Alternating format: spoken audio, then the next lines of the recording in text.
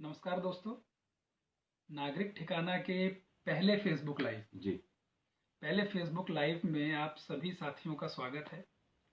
आज पराक्रम दिवस है और नेताजी सुभाष चंद्र बोस की 125वीं जयंती पर हम इस पहले लाइव कार्यक्रम की शुरुआत कर रहे हैं। बिल्कुल। और इस लाइव कार्यक्रम की शुरुआत नेताजी की उस स्थली से जहां पर उन्होंने बहुत ज़्यादा समय दिया, बंगाल, जी। कलकत्ता। बंगाल जहां पर उन्होंने लंबे समय तक रहकर अपने अलग अलग जो क्रांतिकारी मूवमेंट्स रहे उनको चलाया। तो इस विषय पर बातचीत करने के लिए हमारे साथ ऋषि मिश्रा जी मौजूद हैं। ऋषि मिश्रा जी के बारे में मैं आपको बता दूं, इन्होंने 19 साल जो है इनकी सक्रिय पत्रकारिता में इन्होंने अपना योगदान दिया है और भारत के जितने भी सभी हिंदी प्रमुख अखबार हैं उनके लिए इन्होंने जो है रिपोर्टिंग की है। तो चलिए आज हम बातचीत करते हैं बंगाल को लेकर, नेताजी सुभाष चंद्र बोस को लेकर। ऋषि जी, स्वागत है आपका। नमस्कार, धन्यवाद हमारे कार्यक्रम में, लाइव कार्यक्रम में। आज पराक्रम दिवस था। पराक्रम दिवस के अवसर पर प्रधानमंत्री जी कलकत्ता गए थे। कलकत्ता में कार्यक्रम हुआ।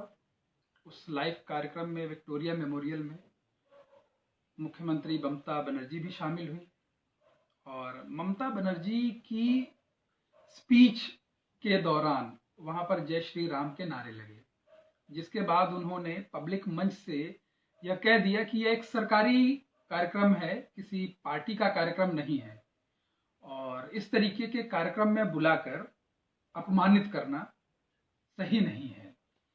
इस पूरे घटनाक्रम को आप कैसे देखते हैं?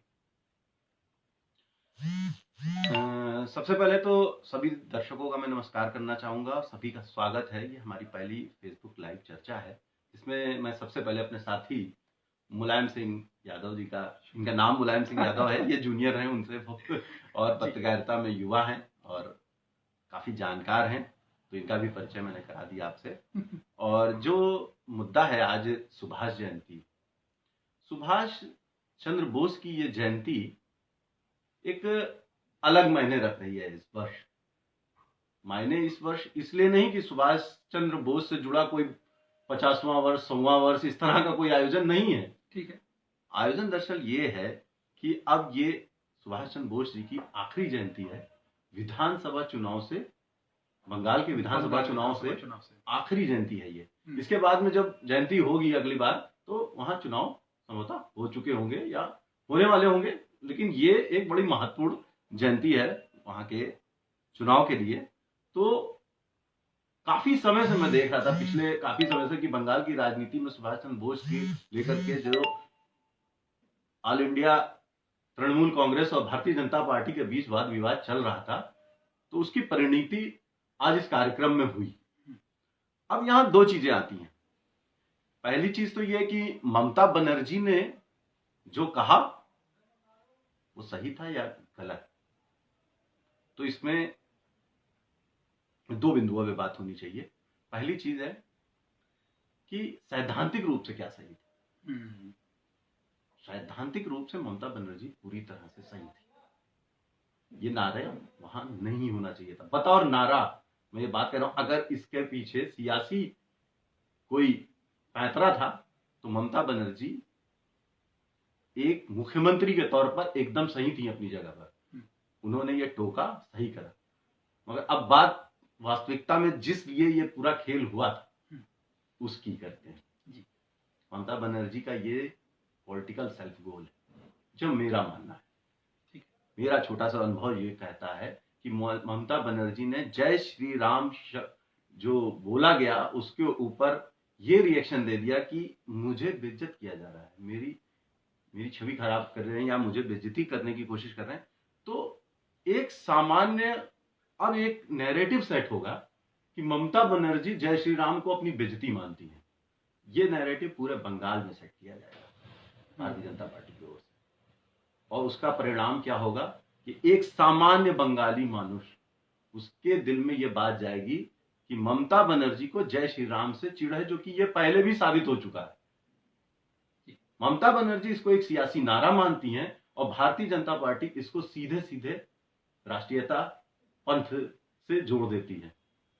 और फिर वही बात होती है जो हर राज्य में हो रही है, जहां जहां भाजपा जीतती है, कि विपक्ष हमेशा उस पिच पर आके खेलता है जहां भारतीय जनता पार्टी, जहां नरेंद्र मोदी और जहां अमित शाह खेलवाना चाहते हैं। और यही आज विक्टोरिया मेमोरियल पर भी हुआ। और उसमें एक चीज और, मैं अभी थोड़ी देर पहले मैं पढ़ रहा था कि नेताजी सुभाष चंद्र बोस के पोते ने, इनका नाम चंद्र कुमार बोस है, उन्होंने इस मुद्दे पर कह दिया कि आजाद हिंद फौज तो सभी समुदायों से मिलकर बनी थी और जय हिंद का नारा उसमें लगाया जाता था। तो इसमें क्या बुराई है अगर जय श्री राम बोल दिया गया, और मुझे इससे कोई एलर्जी नहीं और किसी को नहीं होनी चाहिए। तो अब जय श्री राम के प्रति ममता बनर्जी को एलर्जिक घोषित किया जा रहा है। तो आप ये देख लीजिए, सीधे सीधे ममता बनर्जी ने शांत रहना था, जहां तक मेरा मानना है, राजनीतिक हाँ लिहाज से उनको शांत रहे। लेकिन ममता बनर्जी की शुरू से ये आदत है, वो रिएक्टिव है, वो रिएक्ट करती हैं, वो हर मुद्दे पर रिएक्ट करती हैं और बहुत जल्दी रिएक्ट करती हैं। अब देखते हैं कि इलेक्शन में या आने वाले समय में ये मुद्दा, आज सुभाष जयंती का ये मुद्दा, जो कि बात सुभाष चंद्र बोस पे होनी चाहिए थी, बात जय श्री राम पे हो रही है, ये निश्चित तौर पे वो भाजपा की पिच पे खेल गई। तो इससे विधानसभा चुनाव में जी, आपको क्या लगता है, ये जय श्री राम का जो नारा और इस पूरे घटनाक्रम ने बीजेपी को बढ़त दी है, ममता बनर्जी को बैकफुट पर ला दिया है, या ममता बनर्जी को आखिर जय श्री राम के उस नारे से क्या आपत्ति हो सकती है, वो किस तरीके से उसको इस्तेमाल कर रही हैं, वो क्यों नहीं बोलना चाहती हैं आखिर? देखिए, हम छोटे थे 1990 में, जब लालकृष्ण आडवाणी की रथ यात्रा सोमनाथ से शुरू हुई, सबसे पहले जय श्री राम के नारे का उद्घोष मैंने वहां से सुनना शुरू किया। शुरुआत में ये एकदम राजनीतिक नहीं था, ये पूरी तरह से आस्था से जुड़ा हुआ विषय था। लोग अपनी उसी आस्था के साथ लोग जुड़ते चले गए। राम मंदिर का एक बहुत बड़ा आंदोलन खड़ा हुआ, जिसका परिणाम ये हुआ कि आडवाणी जी जब गिरफ्तार कराए गए बिहार में, लालू प्रसाद यादव की सरकार थी, उन्होंने गिरफ्तार करवाया।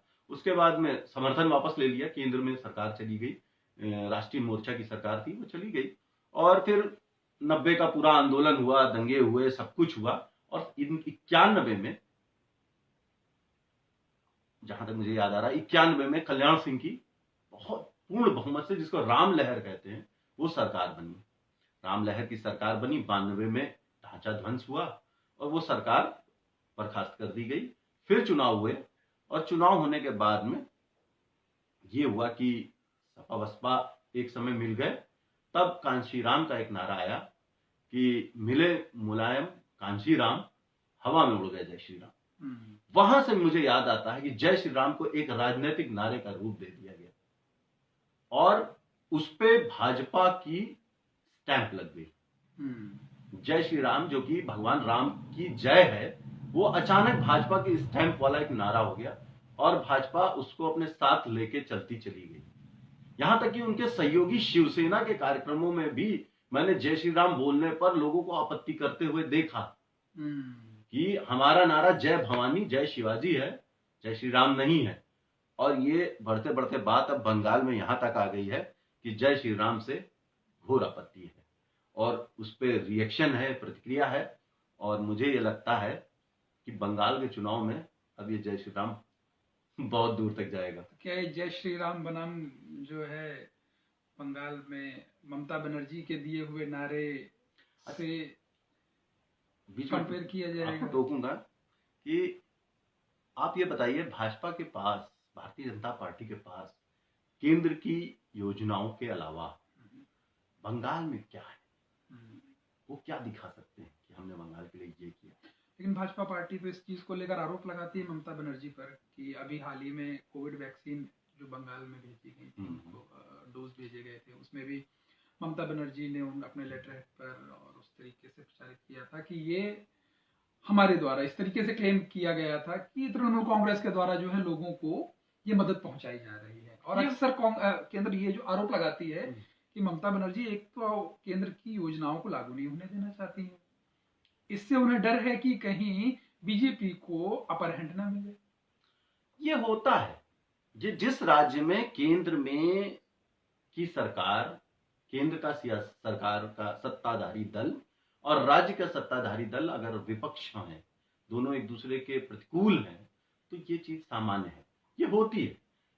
यहां उत्तर प्रदेश में भी जब केंद्र में भाजपा सरकार 2014 के बाद बनी है और यहाँ नीचे अखिलेश यादव थे उत्तर लखनऊ में, तो उस समय भी कई ऐसी केंद्रीय योजनाएं थी जिन पर राज्य सरकार अपना जामा पहनाती है।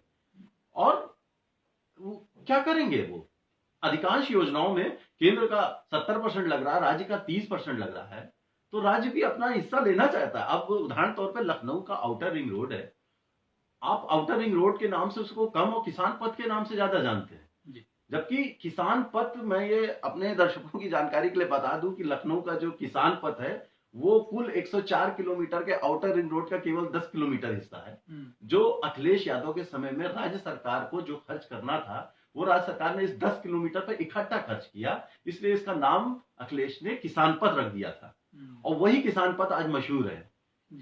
तो सेंटर की योजना थी, 10 किलोमीटर से कोई फर्क नहीं पड़ता, लेकिन राज्य ये करते हैं, ये बड़ी सामान्य सी बात है और इसका सियासी इस्तेमाल होता है, ये हमेशा से होता चला है और ममता बनर्जी भी ये कर रही। लेकिन हाँ, मैं इस मुद्दे पे, अगर ये बात, अभी मैंने इस बारे में बहुत जानकारी नहीं ली, लेकिन अगर ये बात सच है कि केंद्र की कुछ योजनाएं, महत्वपूर्ण योजनाएं जैसे कि किसान कल्याण निधि वगैरह में राज्य सरकार सहयोग नहीं कर रही है, तो ये वो अपनी जनता के साथ भी धोखा कर रहे हैं। और इस तरह की चीजें अगर अच्छे से प्रचारित हो गई, जैसा कि मुझे मालूम है कि वहां पे अच्छे खासे एप्लीकेशन है इस योजना के लिए, लेकिन योजना लागू नहीं हो पा रही है, तो इसका परिणाम देर सवेर भुगतना पड़ेगा। इस मामले में अरविंद केजरीवाल ने अपने आप में बहुत सुधार किए और उसका परिणाम यह है कि केंद्र की सारी योजनाओं का लाभ लेते हैं और जीतते भी खुद ही हैं। जी, तो देखते हैं जय श्री राम का नारा बीजेपी को आगे लेकर जाता है या फिर इस नारे से ममता बनर्जी अपने वोट बैंक को मजबूत करती हैं, या इसको काउंटर करने के लिए किस तरीके से, क्या नई रणनीति लेकर आती हैं, या इससे लगातार पब्लिक मंच से इसको इसी तरीके से अपोज करेंगी। इसको हम देखते हैं और डेवलपमेंट होने के बाद, वैसे अब ममता बनर्जी के पास में वापसी का रास्ता तो नहीं रह गया, अब वो खुद जय श्री राम का नारा लगाएंगे ऐसा मुझे मुश्किल लग रहा है, अब वो इसी दिशा में आगे बढ़ेंगी। चलिए, तो देखते हैं इसमें ममता बनर्जी के हाथ क्या लगता है और बीजेपी अपने आप को इस नारे के साथ कितना और मजबूत करती है। ये तो हम चुनाव की घोषणा के बाद ही कुछ कह सकते हैं। और इसके अलावा देश और दुनिया और अपने राज्य, अपने शहर की खबरों से जुड़े रहने के लिए आप नागरिक ठिकाना के अड्डे पर आइए। आज की परिचर्चा, ये लाइव आपको कैसा लगा, हमें कमेंट करके ज़रूर बताइए। और किन किन विषयों पर, किस तरीके के विषयों पर आप हमसे चर्चा चाहते हैं, या किस तरीके के विषयों पर हम और रिसर्च करके आपके सामने उन विषयों को पेश करें, हमें कमेंट बॉक्स पर ज़रूर लिख के बताएं। बहुत बहुत धन्यवाद। धन्यवाद।